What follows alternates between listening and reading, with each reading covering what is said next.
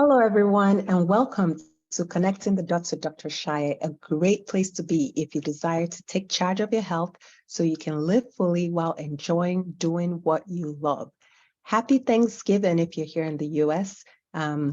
This is a Thanksgiving break, and today we're going to be talking about sleep. So you may be tempted to sleep less because, to celebrate, or you may finally get some sleep. You may be tempted to just, I'm just going to get some sleep now before going back to your old sleep habits. But either way, that's probably not the best approach. And today we're going to be talking about why. Okay, so the odds of being sleep deprived, which is having less than 6 hours a night for adults, has increased significantly over the last 30 years. And that's because of the lines being blurred between work and home, right? So we bring work home a lot, or we work at home. So people are sleeping less. It is recommended that adults sleep for approximately 8 hours. That's about a third of the day. So some people feel like, why am I going to sleep for a third of my life? It feels like a waste of time. But today we're going to address why it's not a waste of time and why it's actually essential. So on some level, a lot of us know that sleep is important. We've experienced the decreased alertness, the fogginess when we're sleep deprived. However, there are actually even greater implications, with research showing impaired sleep increases the risk of heart disease, increases the risk of sleep helps to regulate glucose, so it has implications for diabetes, has implications for how we remember, for memory consolidation, heart disease, and even cancer. So sleep is very, very important because it affects many different things. So, but before we get into it, you're listening to Connecting the Dots with Dr. Ashaye. I'm your host, Lola Ashaye. I'm a family medicine and lifestyle medicine doctor and owner of In Touch Primary Care in Sugar Land, a membership clinic in Sugar Land, Texas. And I'm so excited you're here. If you are looking for a more convenient, proactive approach to your healthcare, come and join us. You can enroll at www.intouchprimarycare.com. And remember, you can always listen to this episode and all our other episodes on the In Touch Primary Care YouTube channel. Leave comments, subscribe, and please share with someone that might need it. You never know, it could make a big difference for them. So let's get into it. Why do we need to sleep? So as mentioned earlier, it's recommended that adults get 7 to 8 hours every night. However, when we have a new project, right? And all of us are probably guilty of this. One of the first places we look to carve out time for it is sleep time. So we decide maybe we're going to get up a little bit earlier, or we're going to sleep a little later to make time for something else that seems more important. But we think that, well, we just get a little less rest. It can't hurt, right? Well, wrong. Let's take a clue from babies. They sleep 12 to 18 hours a day in the first year of their life. And we know the remarkable physical growth that happens during that time. So adults also need sleep. So we don't need to grow that fast, but we need sleep for many reasons, and we're going to get into it. But first, what is impaired sleep for an adult? So that means if you're sleeping too little, if you're sleeping less than 6 hours a night, and then you're sleeping too much if you're sleeping more than 9 hours a night. So too little or too much, either are unhealthy. You want to try and get your sleep to 7 to 8 hours a night. Okay, so let's talk a little bit more about what's actually happening before and during sleep, because I think it'll help us understand a lot better why sleep is so important. So there are two main factors that affect sleep. The first one is the circadian rhythm, and I'm sure a lot of us have heard about the circadian rhythm, and we may not completely understand it, but we've heard about it, right? And then there's the other thing that affects sleep, which is called sleep pressure. That one you may not be as familiar with, but we'll talk about both of them. So circadian rhythm. With the circadian rhythm, it's pretty much like the circadian rhythm syncs with the day and night cycle. So basically with sunlight. So things that affect the circadian rhythm are light, especially sunlight, but also blue light from our devices, our computers, our TVs, and all light actually affects our circadian rhythm. But to the large extent, sunlight and the most significant other light is blue light from our devices, and you'll find out why that's important. Another thing that affects circadian rhythm is melatonin, and many people are familiar with melatonin and use it for various things, but now you learn how to use it appropriately when you understand how things work. So sunlight, melatonin affects the circadian rhythm. The time you eat breakfast, yes. So breakfast, you may have heard that breakfast is important. Well, the time you actually eat breakfast also affects sleep, okay? And we'll get into it. And then your core body temperature, which there are things that you can do to help reduce or increase your core body temperature. Well, you usually want to reduce it when it's time for sleep. And then cortisol, also known as the stress hormone or your alarm system, right? So that's a hormone in your body that rises when in response to a stressful event or a intense event. So all those things are part of what affects the circadian rhythm. And the circadian rhythm is like an internal clock to kind of guide us through what time we wake up, what time we sleep, okay? So let's get into it. So with the circadian rhythm, what's happening? So the first thing is, as it gets dark, there's this gland in our brains called the pineal gland. It's a small gland in the middle of our brain, and it starts to increase melatonin secretion. So that's the melatonin that, with more and more melatonin, it starts to get higher. The levels of melatonin start to increase, and they actually increase up until about 4 a.m. in the morning, and that's when it peaks. Melatonin governs the sleep time. So it actually helps in terms of what time we actually go to sleep. So melatonin is important. The more melatonin you have, the more sleepy you get, and it governs what time you actually fall asleep, okay? So when melatonin is rising, the other thing that starts to happen in our body is blood starts to flow towards our extremities, towards our hands and feet. So it's the blood vessels in our hands and feet, and the outer parts of our body starts to get bigger, they dilate. And so that helps the core body temperature to cool. So our core body temperature cools while our extremity, the blood vessels in our extremities get bigger and the blood flows towards our extremity. And those things can be facilitated by taking a warm bath, for example, can help. Wearing socks, so you might hear things like that help with sleep. And that's how, because it helps bring the blood towards the extremities so that your core body temperature gets lower so that you're sleepy. Okay, so all these are things that happen during sleep.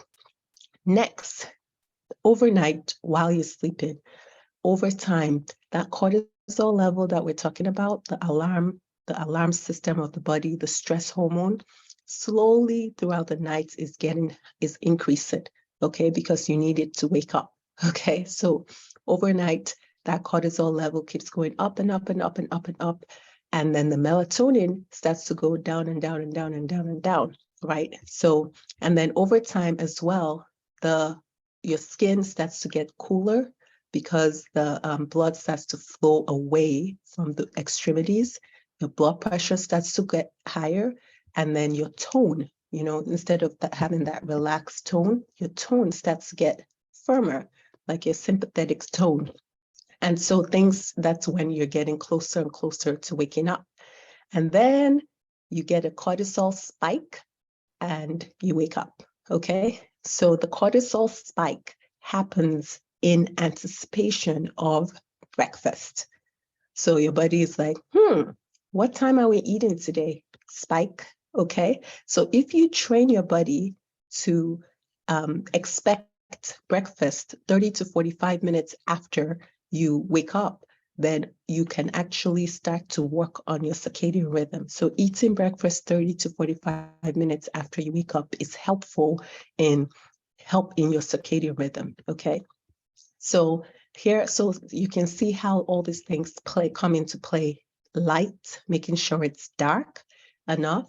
Melatonin, making sure that, light actually suppresses melatonin levels. So if you're going to bed and all the lights in your house are on, your TV is on, the laptop is on in your room, your phones are on, all that all those lights are not helping.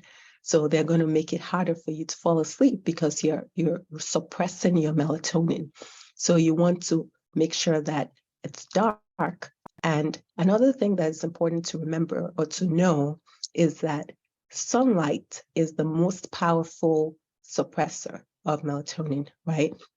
And people that actually expose themselves to sunlight early in the day are better off, because when you don't expose yourself to sunlight at all, so for some people that are working at home all the time and you're not by a window, you have your shades closed, you're not going outside, that actually makes you more sensitive to any light later in the day.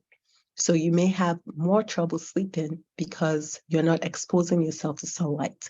So when you don't expose yourself to sunlight, and then towards the night, you're much more sensitive to melatonin, to light, blue light, lights from your house, all your lights, right? Especially blue light. And so your melatonin is suppressed, and it's harder for you to actually fall asleep. So very important, go ahead and expose yourself to sunlight in the day so that you're not as sensitive to light, and then work on reducing the blue light from your screens and from all your from turning off the lights, in dimming your lights in your homes, that sort of thing towards the end of the day. And that will helps your melatonin levels to increase, okay? The other thing, I talked about, core body temperature. You can take a warm bath. That will help to reduce your core body temperature. You can wear socks. That will help to reduce your core body temperature. So things like that. And then we already talked about breakfast. So there are things you can do to help your body work for you. Okay, so those are some of the things that you can start doing. Now, the other factor that affects sleep is sleep pressure. So sleep pressure, that one is actually, what helps with that is a chemical found in our cells called adenosine. And adenosine affects how we wake up, and it pretty much is a chemical that helps with waking up and sleeping, how aroused we are. Okay, so it causes us to feel sleepy. It creates pressure. So you may have felt that pressure where, you just can't stay awake, you feel so sleepy. And that's because adenosine has built up. And adenosine starts to build up from the time we wake up, and at about 12 to 16 hours, it peaks. So that's what will help us feel sleepy. The thing about it is caffeine blocks adenosine, so it will make us feel more awake. So when we wake up, we start producing a little bit more, a little bit of adenosine. And as say we wake up at 6 a.m. By 6 p.m. we've built up quite a bit, and then by 10 p.m. we feel quite sleepy because adenosine has built up. Well, if we drink coffee, say we drink our coffee at like 10 a.m., well, we block some of the adenosine, and caffeine stays in our system for about 9 hours, right? So we started at 10 a.m. and by 7, that's when the caffeine is getting out of our system completely. The half-life of caffeine is about 5 hours. So half of it will have come out of your system by about 3 o'clock.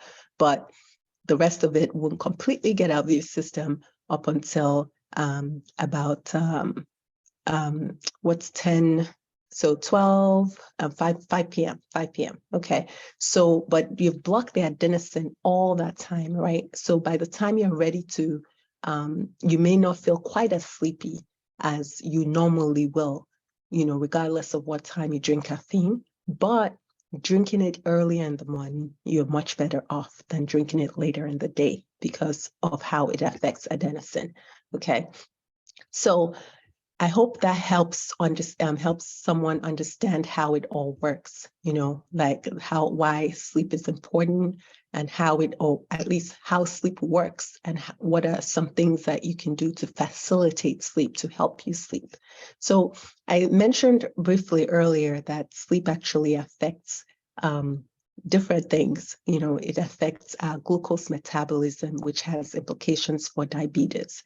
And I would just share very briefly on how that happens and also on heart disease, how it affects heart disease. So during healthy sleep, there's a hormone called leptin. Okay, so leptin is supposed to help us feel full and satisfied and, happy when we eat. Well, during sleep, that's when that hormone is produced. When we don't sleep well, then part of what happens is you don't get as much leptin secreted. And so what happens is you feel hungry all the time. You feel hungrier, not all the time. You feel hungrier on the days that you don't sleep well. And you actually start to crave unhealthy stuff. So you may already have noticed this, that when I don't sleep, I just want to eat and I want to eat all the bad stuff. Well, yeah, you're right. And that's because of that hormone called leptin. So and then the other thing that happens is your insulin doesn't work quite as well. So it increases the risk of insulin resistance. And studies have actually shown that people that have diabetes that don't get enough sleep, they actually end up needing more insulin to control their diabetes. So sleep is very important. Glucose, the muscles don't uptake as much of the glucose as they normally will when we're sleep deprived. So there are many ways that lack of sleep affects our glucose metabolism and makes it more likely for people to get, impaired insulin resistance and not being able to control diabetes. So that's one thing. Now, in terms of heart disease, we talked already about your blood pressure gets a little bit higher throughout the night, but when you first early in the beginning, your blood pressure is actually supposed to go down low when you sleep. And when you don't sleep, you don't give your body that opportunity for your blood pressure to go down low, and that has effects on the heart. The other thing is when you sleep, we talked about your body being cooled, your core body temperature being lowered, and that's because the blood is flowing to the outer parts of your body. Well, when you're not sleeping, that doesn't happen, and that also has implications for your heart. The other thing that happens is your tone. So I talked about when you sleep, you're relaxed. Your tone everything kind of relaxes. Well, when you don't get enough sleep, your body doesn't have an opportunity to do that, and that also has effects on the heart. So there are different ways that sleep affects the heart. So in it, just understanding that sleep is not just about being rested, getting some rest, and that's it, or just to make us feel better. It actually has health implications, and it has serious health implications. And so it's important that, we make it a priority. So if you're convinced that you should sleep better and you want to make sleep more of a priority, there are many things that can be done. We don't have time to talk about all of them right now, but for now, just decide that you want to get 7 to 8 hours of sleep. I shared some of the things you can do with light already, which helps with your melatonin levels. I shared some of the things you can do with reducing your core body temperature, with socks and warm bath. And then also eating breakfast 30 to 40 minutes wake up time. So some of those things you can start, but also let's also not feel guilty. I know some people actually feel guilty about sleeping because they think they're being lazy, but not at all. You need to sleep for your health. So imagine this, you're sleeping 7 to 8 hours every night. Not only will you be preventing serious health conditions, you'll also feel better. You'll be much more alert, much more productive. You'll have better memory. We can talk about all of that, but you'll have better memory because during sleep, your memory is consolidated. You'll make better decisions. You'll have a better mood. You'll be less likely to get sick There's so many more benefits of sleep that we didn't get a chance to go into, but just prioritizing sleep is important. So after this holiday season, if you're trying to catch up on sleep right now, keep up with your 7 to 8 hours. Adjust your schedule to make sleep a priority. Okay. And if you're in the Houston area and you're looking for a doctor that's proactive about your health, check us out at In Touch Primary Care. We do conditions with lifestyle changes, and if people want, with medications as well. Practice as set up so your visits are not rushed. You can reach us easily so you don't have to delay your care. And since we're membership-based, we can see you whether or not you have health insurance. So if you want to find out more, check us out on our website, www.intouchprimarycare.com. Give us a call. We'll be happy to explain how it all works. Your health is too important to rush, too important to ignore. You need your health to enjoy the fruits of your labor. So don't ignore it. If you know anyone that might need this, please share this episode with them. And thank you for watching. We'll see you next time at 2:15 on Wednesday. Thank you.